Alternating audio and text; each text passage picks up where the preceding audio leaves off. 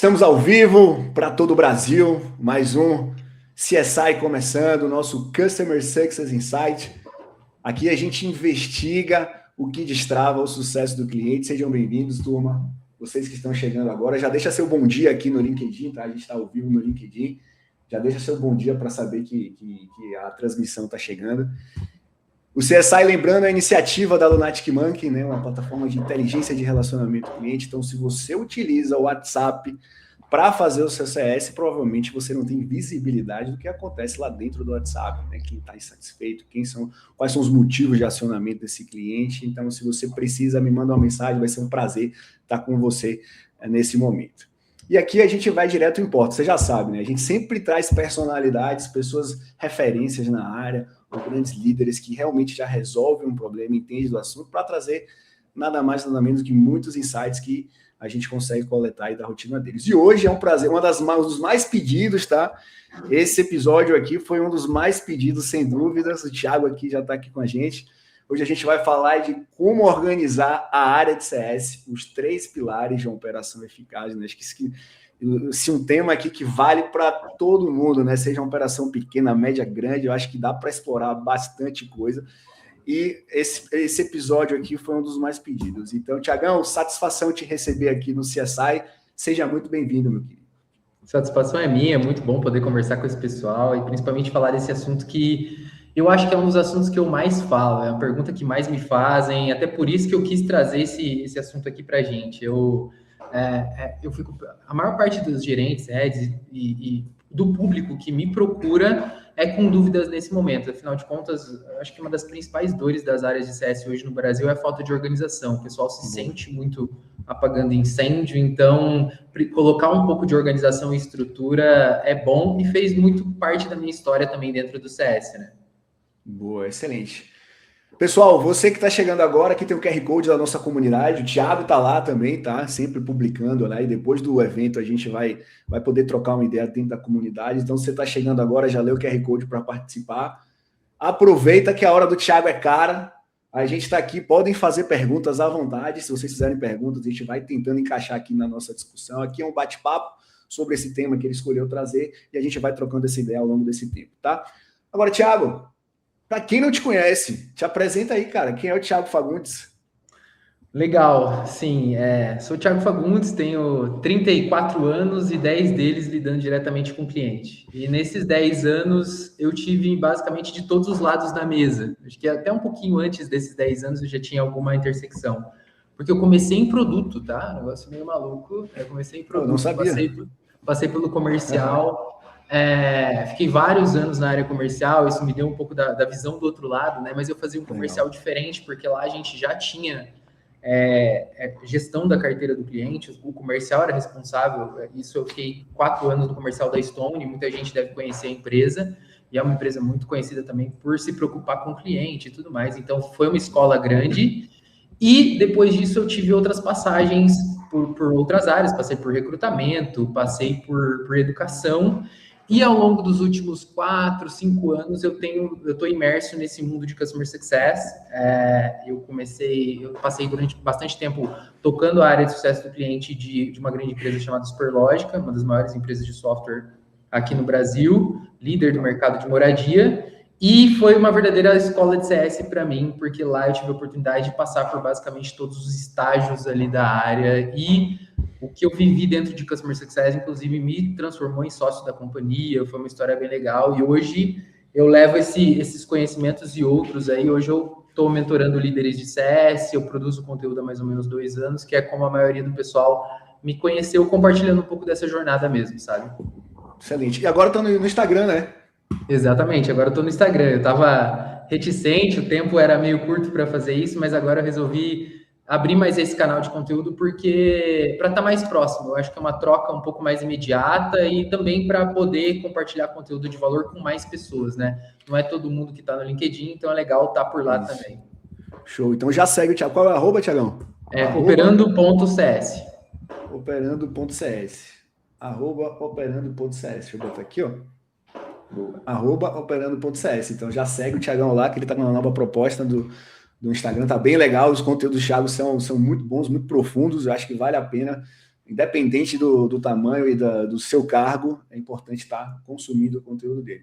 Tiagão, já tenho curiosidade aqui. Você falou que passou por comercial, por produto. Cara, o que dessas duas experiências, se você pudesse trazer, né? O que o comercial te proporcionou hoje para estar atuando como CS e o que era de produto que te trouxe para estar atuando melhor na área de CS também? Legal. Na área comercial, eu acho que o principal ponto são três coisas, né? O comercial, ele tem uma visão, um foco muito grande no resultado, e isso é muito bom. Então, e as coisas, e um foco muito grande em resultados objetivos, factíveis, mensuráveis. E controle da rotina, da cadência das atividades, é uma coisa muito natural da área comercial.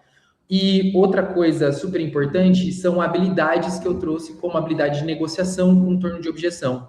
Que às vezes, na nossa área de CS, quando o cliente fala, poxa, eu quero cancelar porque eu não estou vendo valor no produto, muitas vezes a gente entra em pânico, né? E a gente não entende que aquilo é só o começo de uma conversa e que às vezes você conseguir mostrar para o cliente que ele está tomando uma decisão que talvez não seja melhor para ele mesmo, é um caminho que você pode estar ajudando o cliente. Então, essas habilidades me ajudaram muito. Em produto, eu vivi uma realidade de produto muito diferente. Eu desenvolvia produtos para grandes empresas, para Panasonic, para Consul,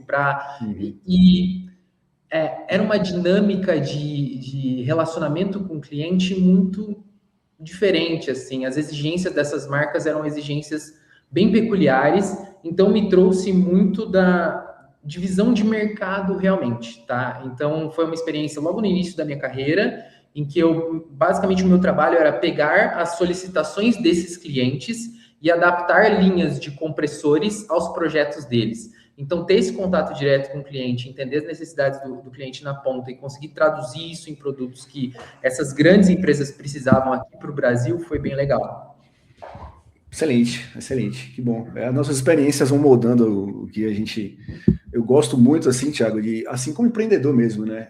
Entender outros tipos de negócio, outros modelos de negócio, porque acho que a gente sempre consegue ter uma observação em cima daquilo e trazer para a nossa realidade, né? Toda experiência, tudo isso. Pô, como é que uma loja presencial pode falar sobre experiência para eu adaptar dentro do meu software, por exemplo? Eu não sei você, mas eu gosto de observar tudo que acontece ao meu redor, na indústria, etc. Não interessa. Às vezes existe um padrão que eu consigo aplicar na minha realidade. Você também é um pouco assim, não? Muito. Assim, eu trouxe muitos dos conhecimentos. Assim, quando eu cheguei no CS, tinha pouco conteúdo de qualidade. Foi um os motivos que eu inclusive, comecei a compartilhar as vivências. Então, eu trouxe muita coisa da indústria, muita mesmo, assim, inclusive da área de manutenção, porque eu enxergo a área de manutenção muito parecida com o CS. E como a indústria é uma coisa centenária, tem muita coisa de lá que você pode importar, tem muita coisa de áreas comerciais que você pode importar. E eu acho que um dos conteúdos meus que mais engajou na história do LinkedIn foi um conteúdo que eu comparo. Eu falo, poxa, se você quer ver o CS aplicado na prática, observa uma boa academia. E eu falo sobre toda a dinâmica que eu comparo a academia com uma academia que tem uma boa experiência com o CS. Então, eu costumo olhar muito essas experiências para trazer para dentro do CS, sim, foi uma das coisas que mais me ajudou na jornada. Até porque o CS é fruto de tudo isso, né? É uma evolução de tudo que a gente já vivenciou, né? Sim. Mas é excelente. Tiagão, como organizar a área de CS? Os 3 pilares de uma operação eficaz. Legal. Apresentado, quebrado o gelo. Primeira pergunta, né? Você introduziu um pouquinho ali no início, mas, cara, por que escolher esse tema e por que muitas pessoas vêm para você com esse tipo de problema, né? Legal. Aí vai uma história pessoal, né? Quando eu cheguei no CS, eu assumi um time que era um time muito bom, tecnicamente, um time com profissionais bastante qualificados, sêniores e tudo mais, mas existiam poucos processos, a documentação não era a mais adequada possível, não tinha nenhum tipo de ferramental aplicado, e isso me gerou muita dificuldade de acompanhamento, de entender os resultados da área e conseguir comprovar o valor do CS verdadeiramente. Então, quando eu comecei no CS, a primeira dor que eu vi e que eu tive que combater foi essa, de, colocar um mínimo de estrutura de processos para rodar de forma adequada, estipular uma boa rotina para o time, olhar para a estrutura da área e organizá-la, porque eu precisava provar o meu próprio valor dentro de uma área que até então era desconhecida. E eu percebo que essa é uma dor muito comum. Quando a gente começa a fazer CS, é normal, até pela necessidade que você comece de uma forma bem desestruturada. Basicamente, a empresa contrata alguém para começar a atender os clientes, geralmente nasce por uma célula de atendimento ou de suporte, que vai ampliando o escopo, até que esse escopo é grande demais para uma pessoa só, e você começa a separar, conforme a base de clientes cresce, esse time vai naturalmente aumentando, e chega um momento em que ele está grande, mas ainda não tem padrão, não tem estrutura, e começa a ser questionado. Poxa, esse time está grande, ele está custando, a gente não sabe o retorno que isso está trazendo. E nesse momento é que tanto as empresas quanto os líderes começam a olhar, poxa, eu acho que eu preciso organizar a minha operação, eu acho que eu preciso colocar um pouco de processo, de ferramenta, e olhar para isso de uma forma mais estruturada, porque eu preciso mostrar o valor do que eu estou fazendo aqui dentro da companhia, sabe? Sabe o que eu fico pensando, Thiago?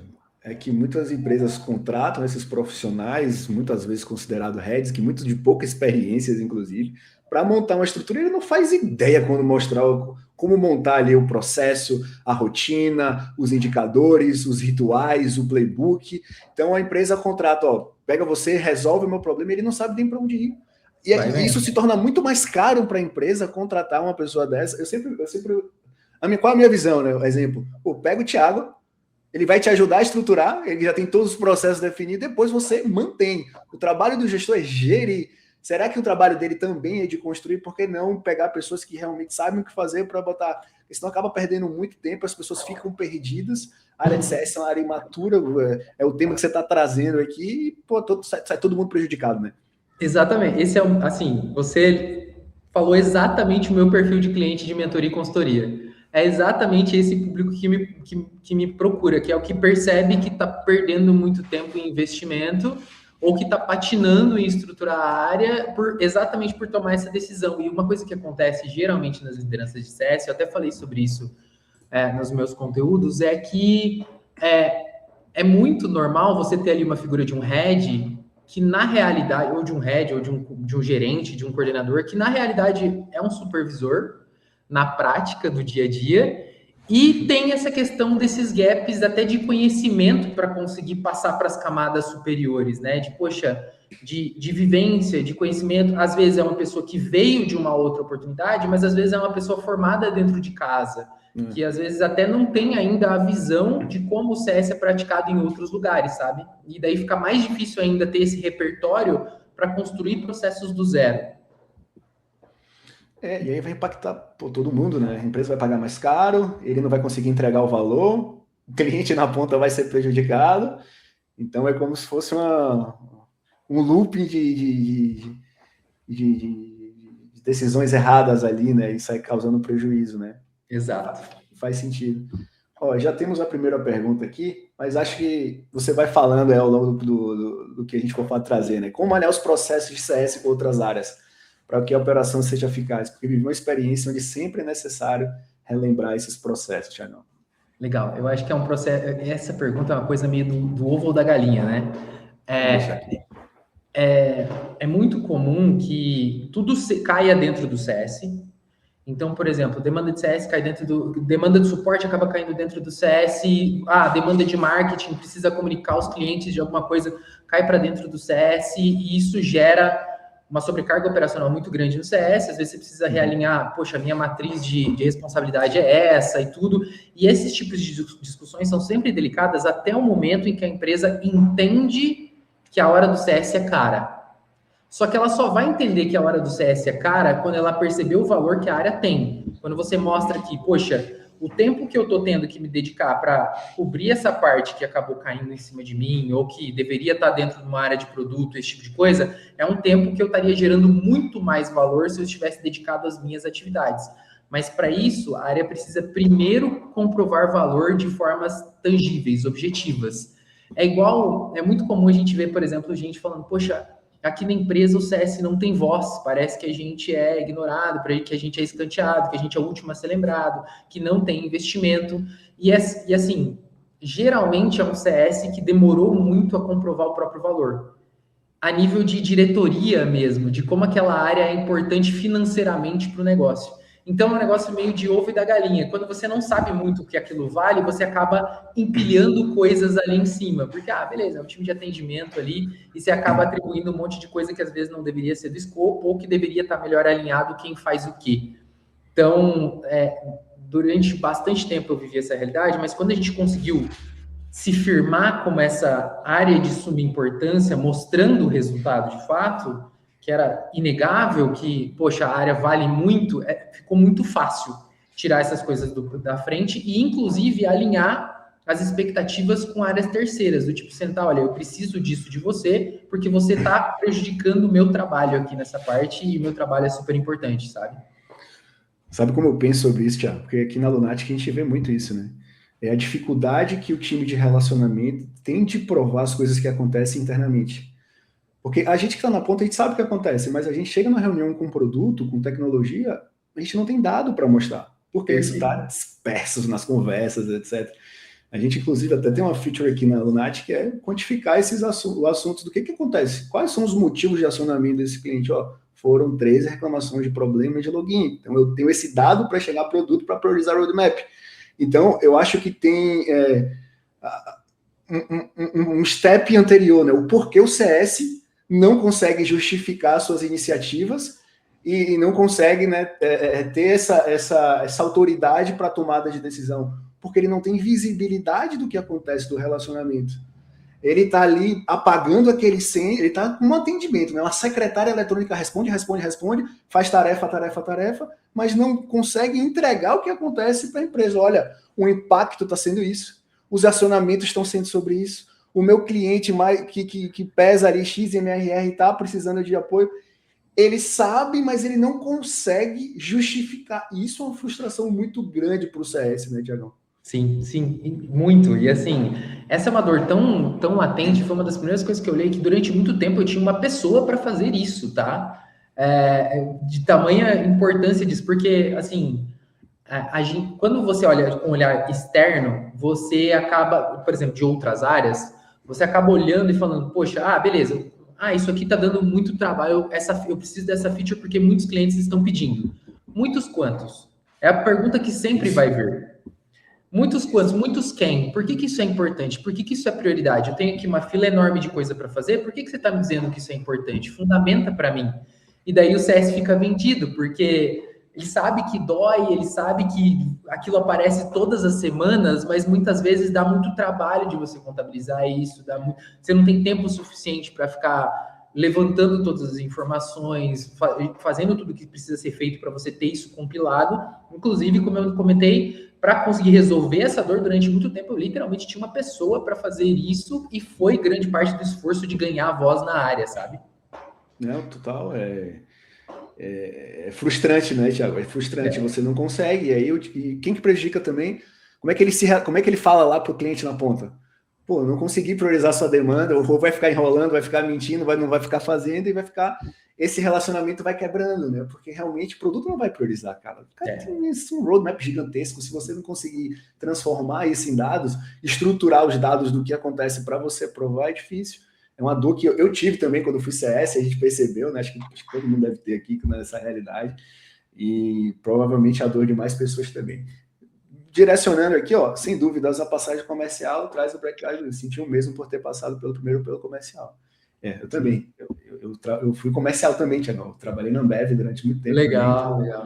Tive essas escolas muito parecidas de comercial, inclusive. Stone também, né? Vamos lá.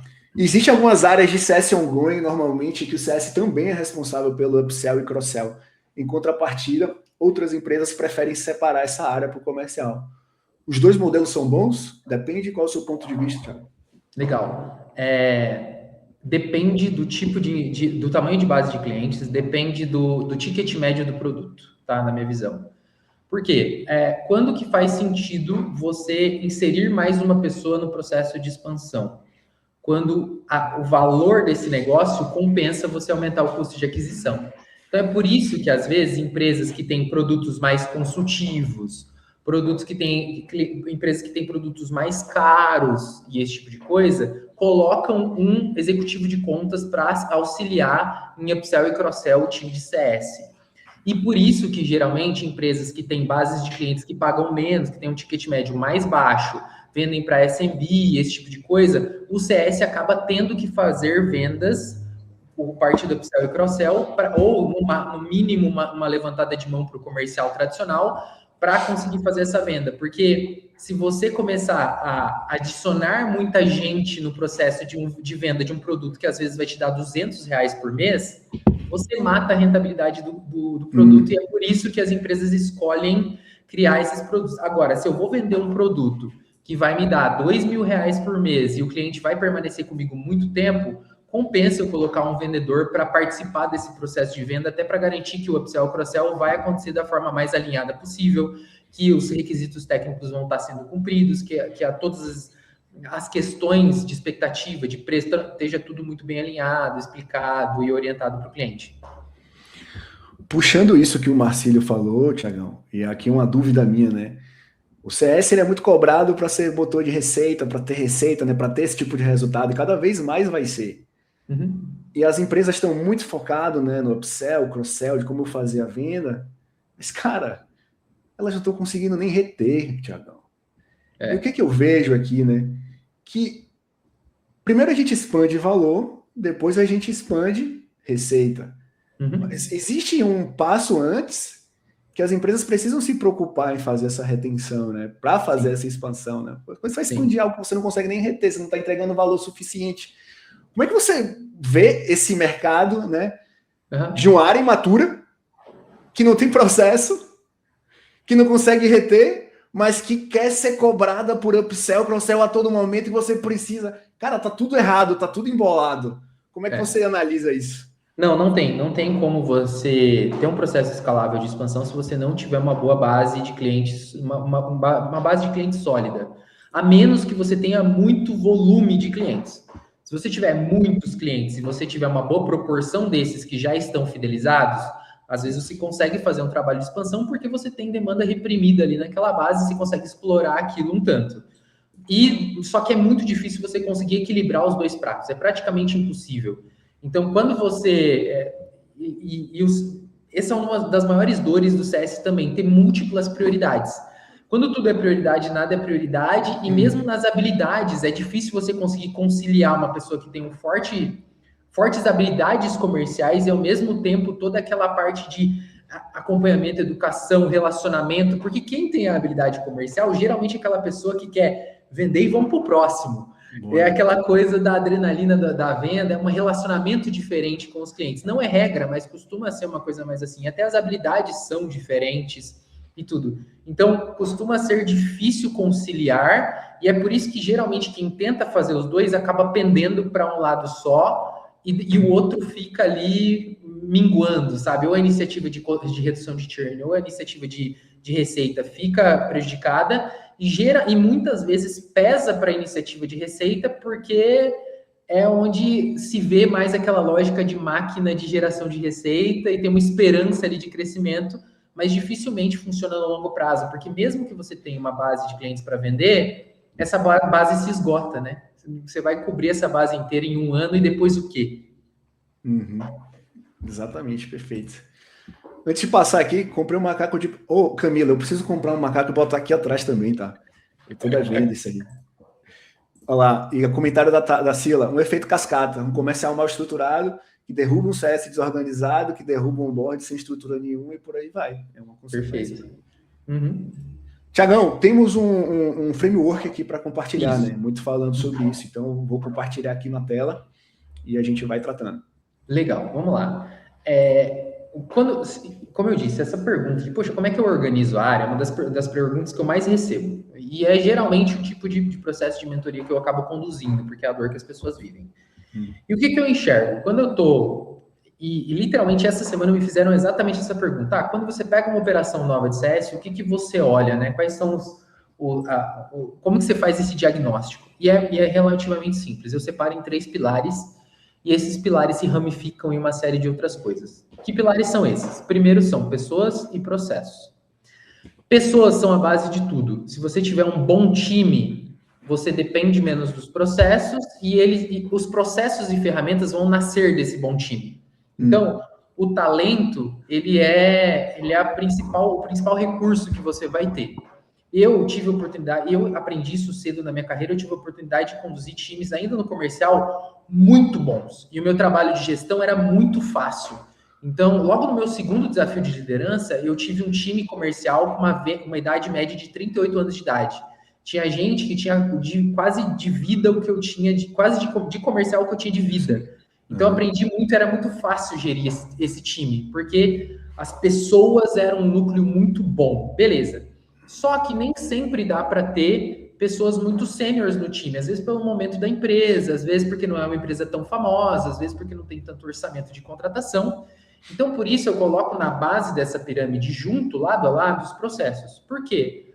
Quanto mais bem organizados e bem estruturados os processos, menos você depende do talento individual. Então, uma coisa compensa a outra. E eles trabalham junto e se complementam. O processo consegue, inclusive, amplificar os talentos individuais, ajudar quem já é bom a entregar muito mais e assim por diante. E na terceira camada da pirâmide, antes de eu entrar nos detalhes da pirâmide, eu vejo as ferramentas. E quando eu estou falando sobre ferramentas aqui, eu não estou falando só sobre ferramentas como a própria Lunatic para tecnológicas, mas as ferramentas do dia a dia de trabalho do CS que ajudam ele a ser mais eficazes. Então, por exemplo, bons playbooks, um health score que ajude a guiar e priorizar clientes em risco, um bom plano de contas ali para ele saber o que fazer ao longo do mês, uma jornada do cliente mapeada, uma segmentação de clientes bem construída, ou um bom framework para qualificação de oportunidades de expansão. Enfim, essas coisas, esses ferramentais, uma matriz, um processo, uma política de descontos e isenções, para não depender sempre de estar olhando para isso no pontual. Esse tipo de coisa é o que vai pegar essa base sólida de pessoas e processos e colocar uma boa camada em cima e levar isso para outro patamar. Só que não adianta essa parte se você não tiver estruturado bem as anteriores. Por quê? Você vai tentar colocar, por exemplo, playbook para um processo que não é bom, não vai funcionar. Ou você vai tentar colocar playbook e processo para um time que ainda não está maduro, não está bem treinado, não está bem onboardado, dificilmente o time vai seguir de forma adequada. Então, tem essas coisas. A única coisa que eu inverto a lógica, até no passo a passo que eu costumo levar para organizar a área, a única coisa que eu inverto, que eu olho em primeiríssimo lugar, é a segmentação. E por isso que ela está no topo da pirâmide. Porque, para mim, a segmentação é a base do trabalho do CS. E geralmente, isso eu fui percebendo com o tempo. Antes eu não olhava, eu não tinha necessariamente esse passo a passo. E eu via que todo líder de CS que eu pegava para mentorar ou alguma coisa nesse sentido, ele mesmo chegava à conclusão que ele precisava de uma nova segmentação. E ele começava por isso. Porque querendo ou não... Tiagão, só te interrompendo, o que seria, defina a segmentação, o que seria segmentação para quem está nos escutando aqui agora? Legal, ótima pergunta. A segmentação nada mais é do que critérios para você priorizar os seus clientes. Então, tem muita gente que conhece isso como Tier A, Tier B, Tier C de clientes, mas isso não é uma regra, tá? Essa é uma metodologia mais aplicada, mas você pode levar isso para vários âmbitos. É basicamente formas de separar os seus clientes por nível de importância para o negócio. E essa importância pode ser várias coisas. Pode ser o tanto de receita que ele gera para você, pode ser o potencial de expansão que ele tem, pode ser o nível de risco, pode ser uma série de coisas e pode ser essas coisas combinadas também. Metodologia para segmentação tem várias, mas são elas que vão dar a base do CS. Por quê? Porque é da segmentação que nasce o quão próximo você quer estar de cada grupo desses clientes, e dessa régua de atendimento vai nascer o dimensionamento do time de CS. Então, você parte da segmentação, vê a frequência de contato, em sequência você vê o dimensionamento do time, se está adequado ou não, e é aí que você começa a olhar para as pessoas. E daí você entra no primeiro pilar ali de, dimensionamento de time, recrutamento, matriz de responsabilidade, treinamento, remuneração adequada, onboarding e tudo mais, entendeu? Boa. Então, primeiro você começa na sua base. Identificar ali o que está acontecendo, né? Quem são eles? O que eu preciso fazer para alocar essas pessoas para resolver esses problemas?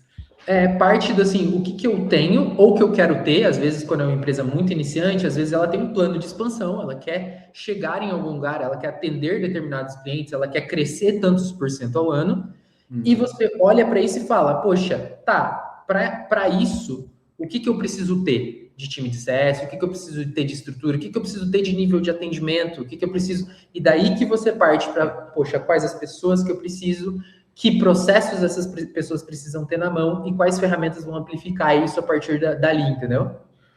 E tem muita empresa grande que não tem essa segmentação, Thiago. Tem. Como você, para essas empresas mais enterprises, né, mais talvez ali uma complexidade, não digo que maior, às vezes depende muito ali do perfil, mas que tipo de segmentação dentro de uma grande corporação é importante ela ter? Vamos lá.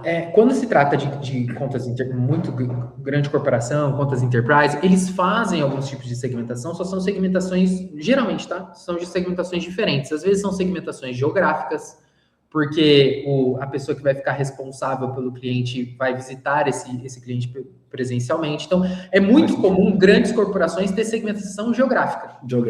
Exatamente. Então, por exemplo, e eu sei disso porque, por exemplo, o meu primo é gerente de Customer Success na John Deere. E ele segue de segmentação geográfica por conta de visitas. Então, geralmente grandes corporações, quando você não tem muita diferença nesse ticket, porque são produtos muito, muito, muito alto preço, e você já tem uma dinâmica diferente, às vezes tem uma squad inteira dedicada ao cliente, eles costumam ir nessa lógica de segmentação geográfica e tudo mais. Mas, assim, o ideal é que tenham outras coisas, né? Ontem mesmo eu estava falando com o head de uma empresa que atende enterprises e ele me falou assim, olha, eu atendo contas enterprise, mas ele não é enterprise para mim. O ticket que ele me paga, eu atendo clientes do mesmo segmento, um cliente me paga 10 mil por mês, o outro me paga 50 mil por mês, empresas de porte parecido. Então, às vezes, tem outras coisas que você pode colocar nessa segmentação de clientes que pode trazer um requinte a mais, mesmo nesses cenários mais enterprise, sabe? Porque às vezes ele pode ser uma grande empresa, mas está trazendo um MRR ali menor para você, mas aquela logo ela é importante para o seu negócio. Então ela vai entrar num tier maior de um melhor atendimento, porque eu preciso ter essa empresa do meu lado aqui para trazer outras, né? Então isso varia muito. Exatamente. Então, isso é super, super relevante, né? Às vezes você pode ir para um lado assim. Semana passada, numa mentoria, eu estava falando sobre isso, de usar ferramentas de enriquecimento de dados para melhorar, para fazer a segmentação de carteira. Então, para entender, poxa, quantos colaboradores a empresa tem de verdade, qual que é o capital social da empresa, e qual que é o regime tributário da empresa, e isso entrar na sua segmentação de carteira, além das informações que você tem dentro de casa, sabe? Faz sentido.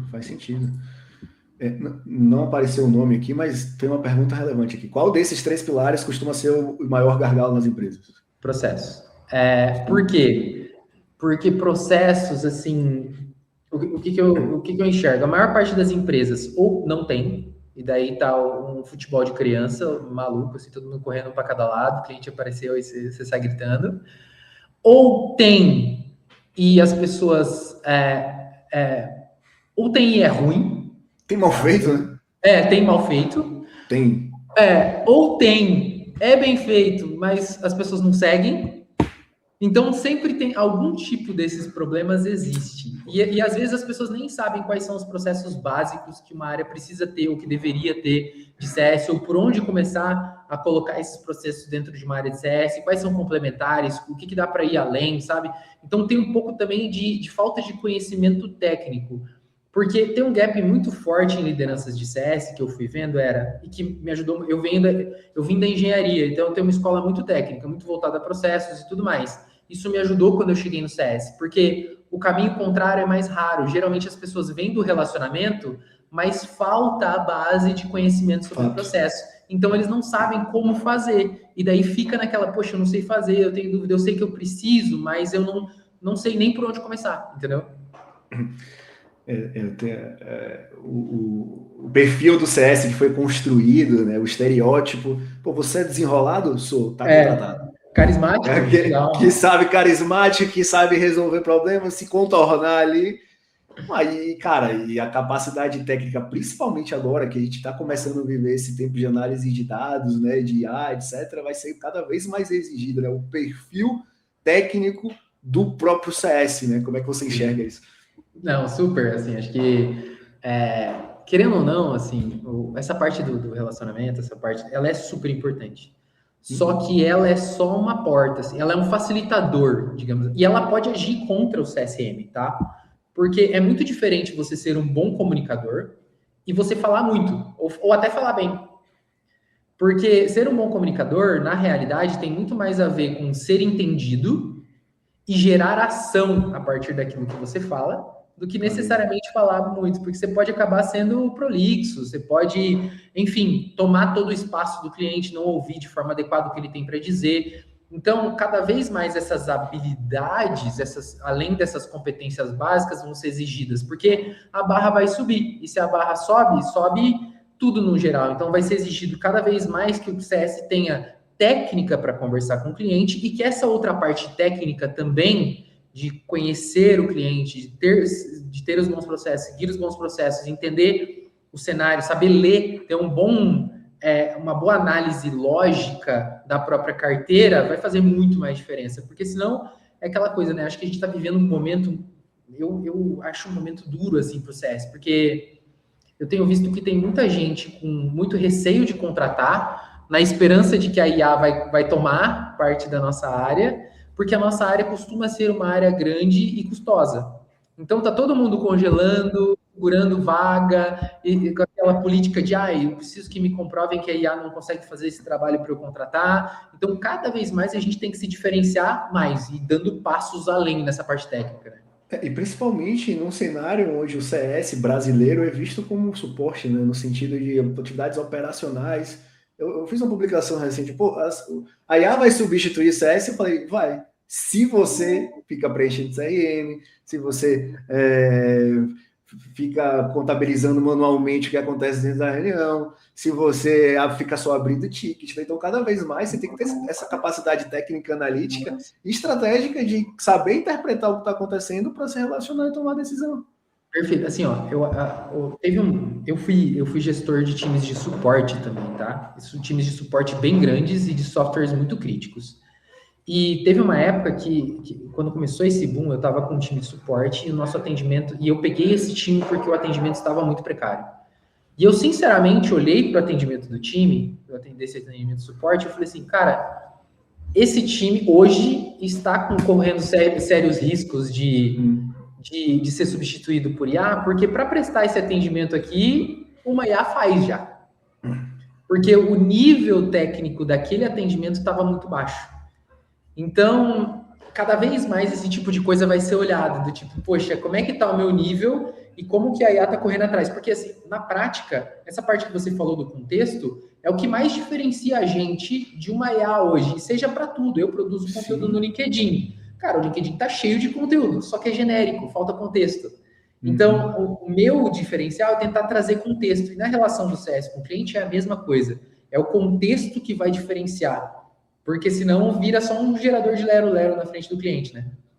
O que eu vejo aqui, né, falando um pouco mais de empresas que trabalham no WhatsApp, cara, você acorda no dia seguinte de ansioso porque tem muita gente te acionando e você fica naquele só respondendo, tirando dúvida.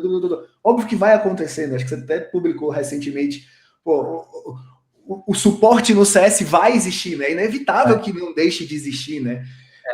Mas se o seu trabalho é só responder, realmente, cara, se a gente já tem uma base de conhecimento, se essa dúvida já representa a dúvida de outros, um IA vai conseguir responder, né? O que falta? O contexto, né? Exatamente, esse contexto que você traz.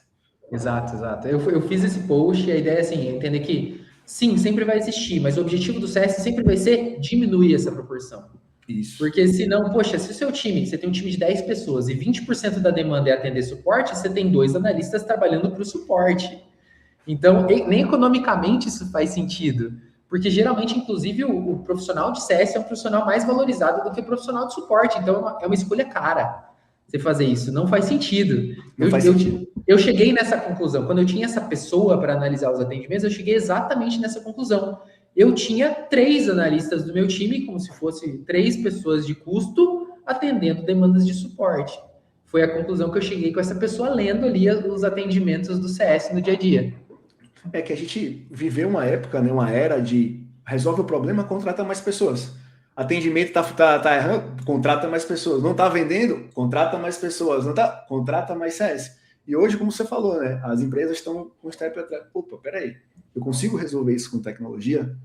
Se eu consigo, vai frear a contratação, vai frear... Hoje tá feio contratar. Antigamente era bonito você ter uma empresa grande. Você mediu o tamanho da empresa pelo número de funcionários. Nossa, eu tenho uma empresa gigantesca, eu tenho 1.200 Sucesso era isso, né? Exatamente. Até de venture capital, de investimento também. Hoje é feio. Você tá com vaga aberta? Nossa Senhora! Hoje o grande, eu digo aqui, né, que, falando a nível startup de investimento, né, o grande indicador que os investidores estão olhando é headcount por receita. Perfeito.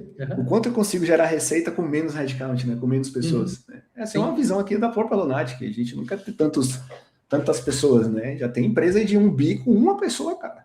Então, é uma tendência. E assim, a minha visão, assim, a minha visão, até para estruturação, para unir o que a gente está falando aqui sobre estruturação diária, a minha visão ideal de CS é um CS que tenha a maioria do seu tempo dedicado a estar na frente do cliente.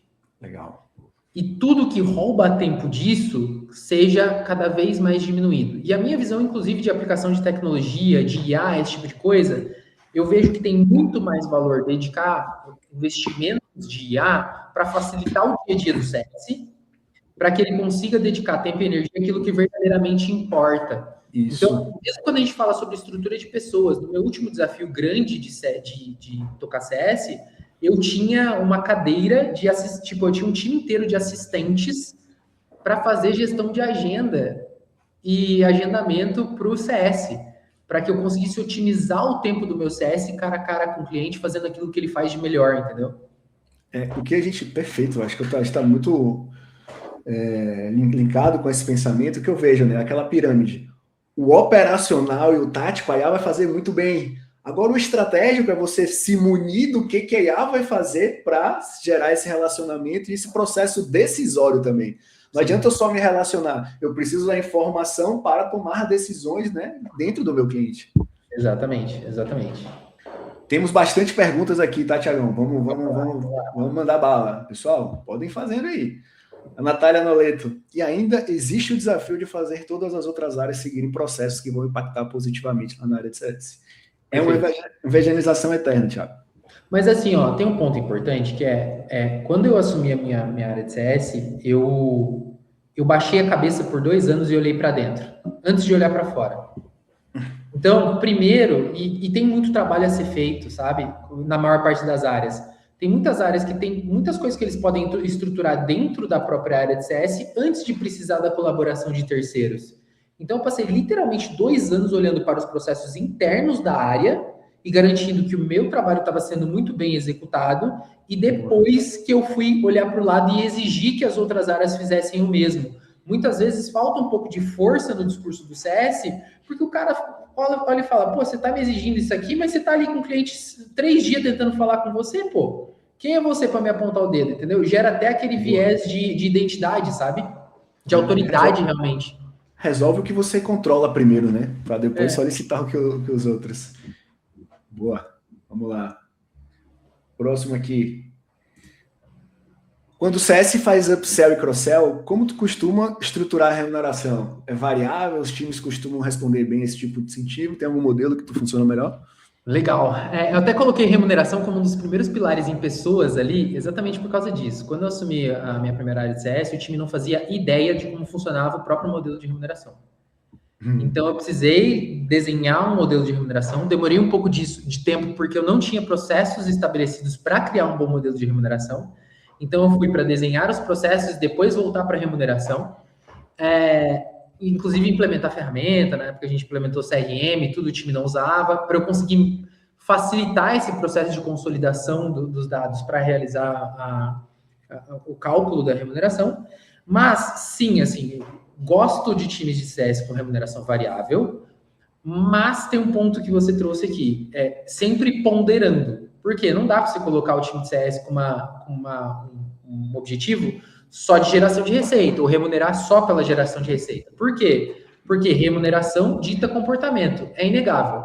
Se você coloca uma remuneração apenas baseada em cross-sell e upsell, ou muito pesada nesse quesito, o time vai esquecer o resto. É fato. O que você paga é aquilo que você valoriza.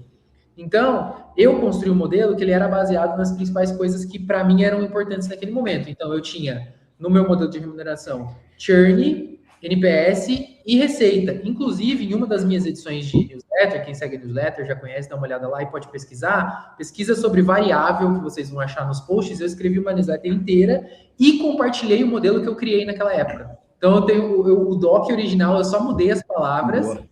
E para não mostrar a identidade de empresa, pessoas, esse tipo de coisa, mas está lá disponível para quem quiser ver como é que era esse modelo. Eu falei muito sobre o que eu já vi de modelo de remuneração, mas e ele até perguntou assim, se o time costuma responder bem. Essa é uma polêmica muito grande, porque o time se sente ainda mais comercial se ele é remunerado por venda. E é uma questão cultural, assim.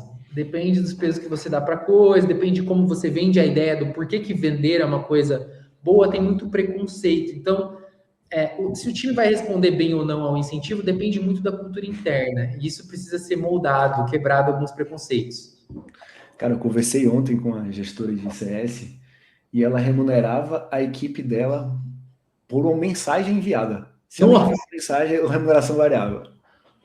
Uma vez me perguntaram isso, fizeram uma analista exatamente, inclusive ela está no grupo do CSI, depois se ela me lembrar desse caso, ela pode contar. Ela me perguntou assim, se reunião feita com o cliente é tão importante, por que não está no modelo de remuneração? É porque eu odeio métricas de esforço em modelos de remuneração, porque esforço é custo. Para mim, eu quero o CS mais eficiente possível no longo prazo. Porque, você acha que é sustentável fazer 7, 8 reuniões por dia com o cliente? Você vai surtar em 6 meses. Não é factível, a reunião vai ficar ruim e tudo mais. Me interessa muito mais o resultado gerado pela área, lógico, garantindo um mínimo de qualidade geral, e por isso que você coloca outras métricas para balizar isso, mas a alavanca de esforço, o como você vai fazer isso, é menos importante, sabe? Senão você vai abrir espaço para qualquer coisa. Ó. Ir para o escritório vai ser remuneração variável agora. Você vai abrir para qualquer coisa. Né? Boa, seguindo. Qual o volume de contas que um CS em média pode ter? Existe alguma maneira de calcular isso, seja olhando a complexidade do produto ou até mesmo a capacidade que a empresa oferece? Entendo que quando o CS não compreende o cliente, ele tem limitações para rampar esses clientes, e o volume de contas pode ser o principal motivo. Quais os insights vocês têm no tema? Legal. De novo, essa é outra edição que eu escrevi um texto gigantesco sobre isso. Eu estudei sobre isso durante 2 anos também. Tá? Pessoal, pelo amor de Deus, se vocês não seguem Thiago, parem aqui agora o que vocês estão fazendo. Então, não parem não. Depois que acabar aqui, vai no perfil do Thiago Fagundes ali no LinkedIn, segue o cara, vai na Operando CS, que é a melhor newsletter do Brasil ali de CS, e você vai ter acesso a muita coisa também, tá? Legal. Então, eu mando o grupo, os 2 links que eu já mencionei aqui, eu mando na comunidade lá depois, para vocês acessarem e tudo mais.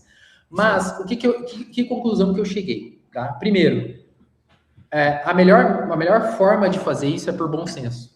Tá? Então, eu tentei modelo matemático, eu tentei tudo que fosse, mas a melhor forma de fazer isso é bom senso. Existe um racional para você ter uma boa ideia, que chega a uma conclusão basicamente que assim, é muito difícil você conseguir fazer um bom atendimento high touch com mais do que 70 clientes. Tá? Muito difícil, de qualidade. Esgoelando, se tiver um time muito sênior e otimizado com 90, 100. Mas aí já começa a descangalhar tudo.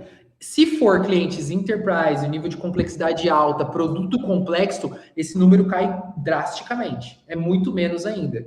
Então, tem vários fatores que influenciam, fatores internos, como, por exemplo, o mercado em que está inserido. Vou dar um exemplo. Eu vim do mercado imobiliário. Eu fazia CS para o mercado imobiliário, mercado de imobiliárias. Imobiliárias são empresas antigas, familiares. É um público que tem extremamente tradicionalista, baixo conhecimento tecnológico, então meu atendimento precisava, se eu fosse querer fazer um atendimento muito, muito, muito dedicado, os meus níveis, o tamanho de carteira teria que ser mais reduzido. Então, tem várias coisas que vão influenciar. O ticket do produto influencia.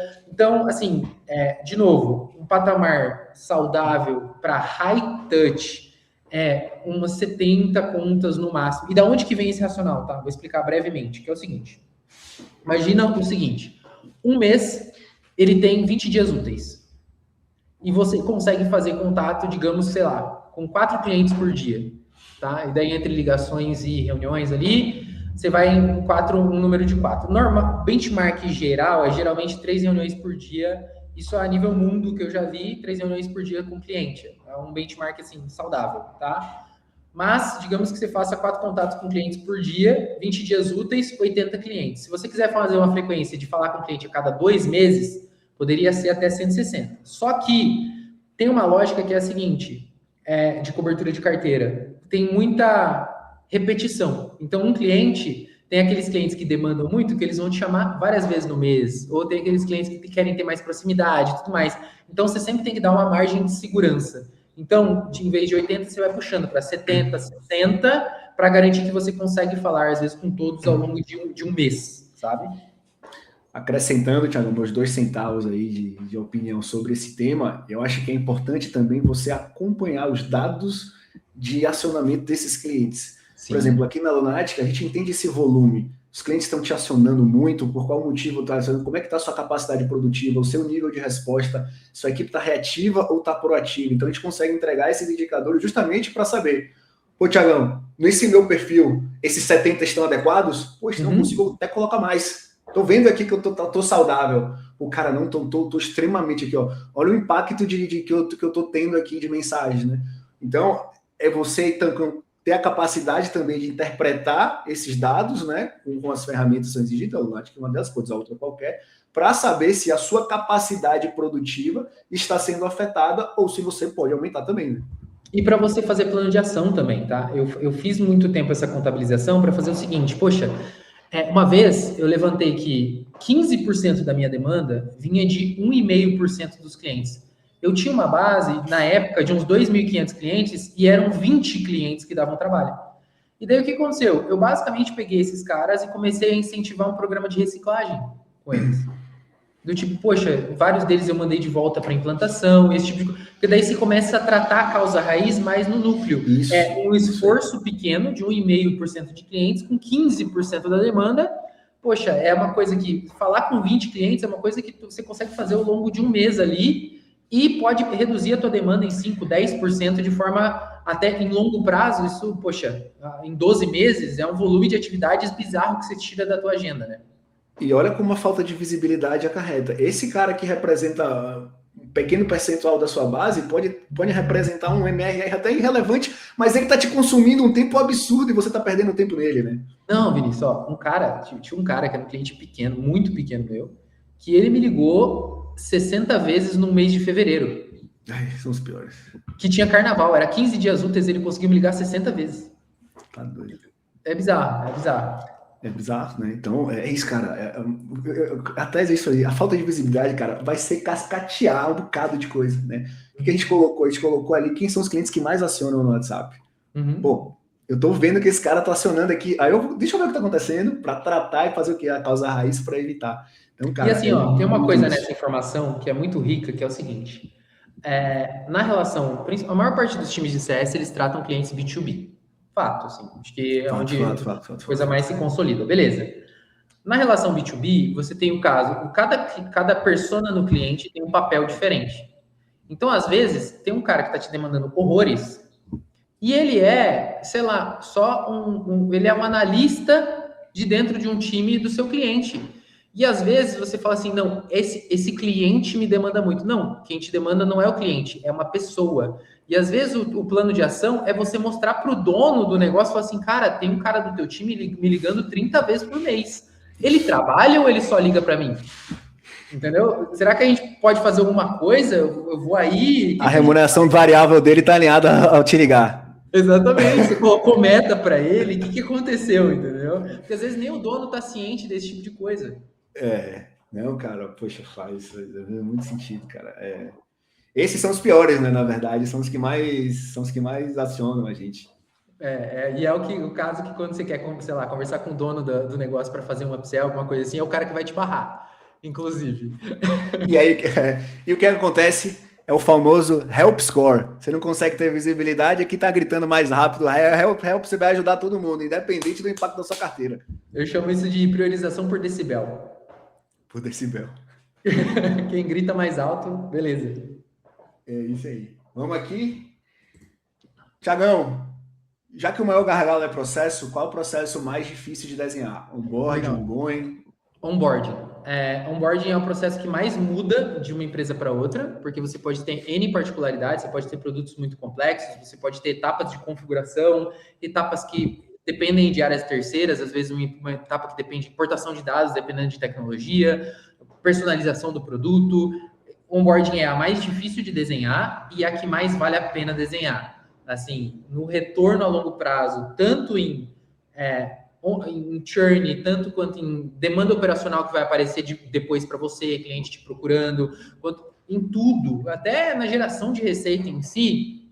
Eu sempre brinco, né? Se eu tivesse dinheiro para colocar em um só projeto de CS, seria um onboarding, investiria todas as minhas cartas nele, tanto que assim, em todas as experiências que eu passei, mais da metade do orçamento geral, e não era um orçamento pequeno, ia para onboarding, seja em pessoas, ferramentas e esse tipo de coisa, porque principalmente em SaaS, em negócio de recorrência e esse tipo de coisa, tem muito uma dinâmica de, poxa, se o cara passou a arrebentação, ele acostumou com a tua plataforma, ele implementou aquilo dentro da empresa dele, ele não quer mais trocar e ele nem consegue mais trocar porque ele se habituou. Então, o processo mais crucial é, sem dúvida, o onboarding e é o mais difícil de desenhar, sem a menor dúvida do mundo, assim.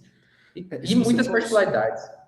E se você for um software também, tem que estar muito alinhado com o produto, né? Isso aí vai te ajudar muito a oferecer um onboarding relevante, facilitado, né? E vai ter várias variáveis também de complexidade de implementação, né? De acompanhamento, né? Tudo isso vai impactar ali esse gargalo, digamos assim, né? Sim, sem dúvida, sem dúvida. Assim, o onboarding para mim é de longe o mais relevante e o mais difícil de implementar.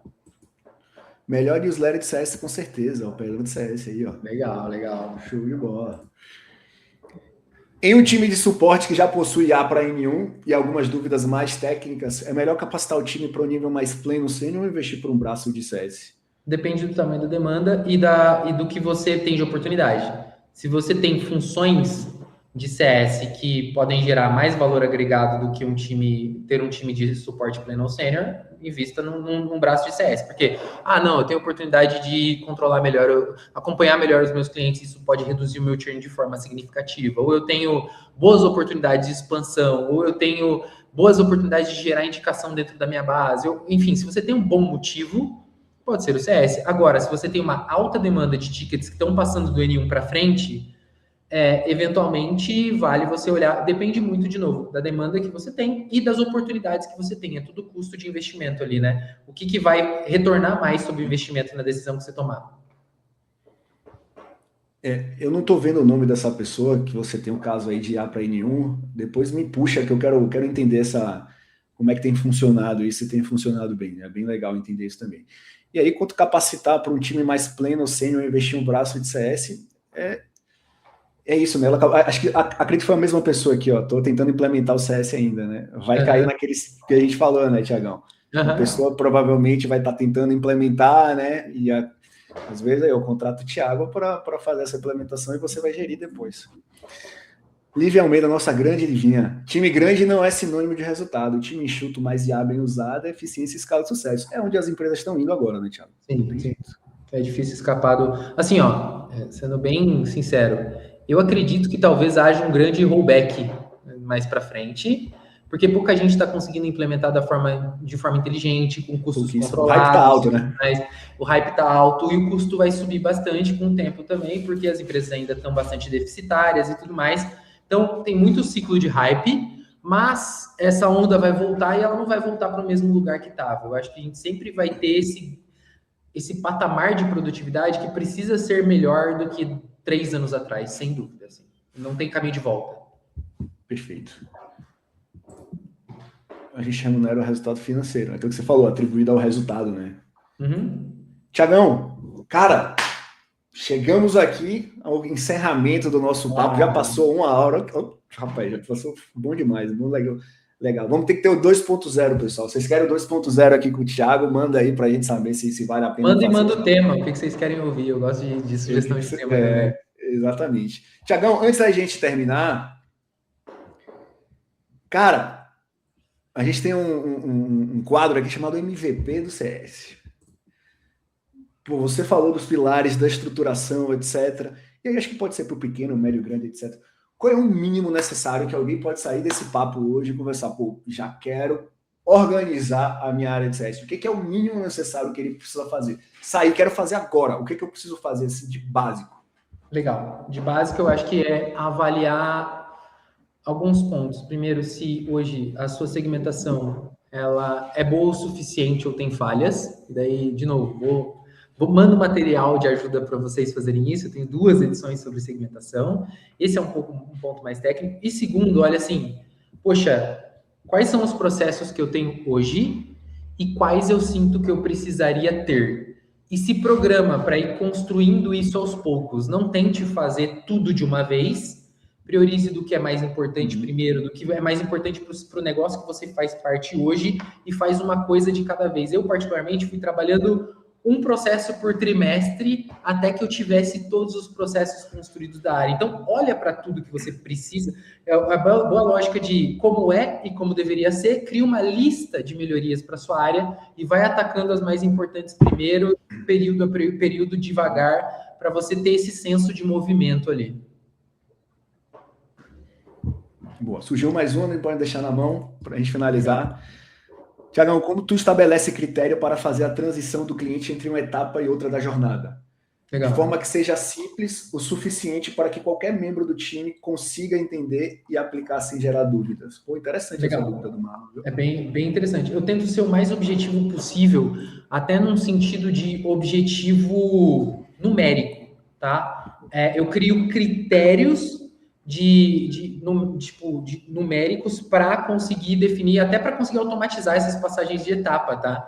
Então, por exemplo, vou dar um exemplo prático, né? Quando eu fiz a minha lógica de ciclo de vida do cliente, eu tinha uma árvore de decisão que fazia assim, poxa, o cliente está em implantação, sim ou não? Se ele estivesse em implantação, ele ia para uma etapa de implantação e ali dentro ele desdobrava. Não tá. Beleza, não tá. Ele tem algum problema de suporte, ou está com NPS baixo, ou qualquer coisa nesse sentido? Sim, então ele vai para eu categorizo ele como recuperação ou risco. Não, ele não tem nenhum desses problemas. Beleza, mais uma. Ele tem um patamar de receita. Ele tem muitos produtos meus ou não? Ele tem muitos. Eu categorizava, eu colocava ele numa etapa de promotor. Ele não tem, eu colocava ele numa etapa de expansão. Então é muito objetivo, ou de sim ou não, ou de numérico. Por exemplo, poxa, esse muitos produtos não era tipo muitos, era, no meu caso lá, era mais ou igual a 4. Então, é literalmente assim, eu tento deixar o mais numérico possível, porque muitas dessas transições eu busco automatizar, para garantir que o cliente está sempre na fase, na etapa mais correta possível, entendeu? E não dependa do CS ficar olhando, não, esse cliente agora passou para a etapa 2 do onboarding, e esse tipo de coisa, esse trabalho administrativo seja minimizado. Ô, Thiago, pegando isso que você falou, para quem, enfim, não tem isso bem estruturado ou gostaria de reestruturar, eu sei que depende muito da empresa, mas se a gente fosse definir fases de pipeline assim, do CS, como é que você estruturaria? Assim, o que é preciso, o que é necessário ter básico? Tá, vamos lá. Básico, quando a gente olha a jornada, né? Necessariamente. Então, na jornada, você tem o onboarding, e o onboarding pode ser quebrado em ativação e ongoing ou não. Então, depende da complexidade, depende... softwares mais complexos, às vezes você vai ter que ter uma etapa de ativação. E esse processo em si tem suas próprias etapas. Eu estou falando de uma forma mais macro. Depois disso, você pode ou não ter uma etapa de acompanhamento para, tipo assim, evitar o churn pós-onboarding, que às vezes é muito comum na transição do onboarding para o CS, uma área de acompanhamento. Eu tinha essa etapa de acompanhamento, ela acompanhava o cliente da saída do onboarding até o 10º mês dele de permanência. Esse número não era arbitrário, era uma coisa que eu analisei e vi que depois de 10 meses a chance do cliente sair era muito menor. Aí, beleza. Depois disso, eu tenho risco ou recuperação, que são os clientes que vão ser categorizados com health score, enfim, alguma coisa nesse sentido. Expansão, promoção e, na maior parte das operações, renovação. Tá? Então, renovação de contratos longos e esse tipo de coisa, contratos anuais. Geralmente, são essas etapas que eu coloco na jornada ali de ciclo de vida do cliente. Excelente. Dito isso, Tiagão, pô, excelente ter você aqui no nosso 15º episódio do nosso CSI. Satisfação, meu irmão. Seja bem-vindo sempre. O pessoal já disse aqui que já quer você no 2.0, então vamos organizar direitinho. Mas, cara, para finalizar aí, cara, sua mensagem final, onde é que o pessoal pode te encontrar, o seu novo momento de vida aqui agora também, fala para o pessoal aqui. Legal, boa, gente. Então, foi um prazer muito grande conversar com vocês. A gente já se fala e se conhece há muito tempo, né, Vinícius? Então, desde o começo do ano passado, a gente vem trocando ideia. E para mim, então, assim, eu gosto muito de falar de CS, vai ser um prazer participar eventualmente de outros encontros. Fica aí. E também adoro responder perguntas. Podem ficar à vontade para me procurar. Eu estou na comunidade, como o próprio Vinícius falou. Podem mandar mensagem, fazer pergunta. Eu gosto bastante dessa troca. Me gera bastante conhecimento também, conhecer o contexto individual de cada um. Podem procurar no LinkedIn também, enfim. Para me encontrar, eu estou no LinkedIn, como Thiago Henrique Fagundes. Acho que esse é mais fácil, porque a gente está fazendo a live aqui. No Instagram como @operando.cs. Essa é uma novidade, faz menos de um mês que eu comecei o Instagram ali, então, só que eu tô bem presente lá, eu tô soltando dicas lá todos os dias, eu tô bem presente tanto no Stories, no feed, então tem bastante conhecimento rico lá, inclusive mais do que no próprio LinkedIn. E agora tem uma novidade, né? Para começo de agosto eu pretendo estar lançando a minha própria escola, a Escola Operando CS, então é uma novidade legal aí, para quem quiser ir acompanhando, pode até acessar já a escola. Primeira mão. Escola.operandocs.com, vocês já vão ter uma boa visão ali do que eu estou pensando. Inclusive, o primeiro curso da escola vai ser de estratégias de retenção, como evitar, prevenir e combater o churn. Então já acompanhe o Thiago aí para quando soltar essa inauguração. Vou querer o cupom CSI aqui para o pessoal aplicar e ganhar esse descontão, viu, Thiago? Boa, fechado, pode deixar. Valeu, Thiagão. Valeu, turma. Satisfação enorme. Esse foi o nosso CSI. Espero vocês no nosso próximo episódio. Forte abraço. Valeu, Thiagão. Valeu, gente.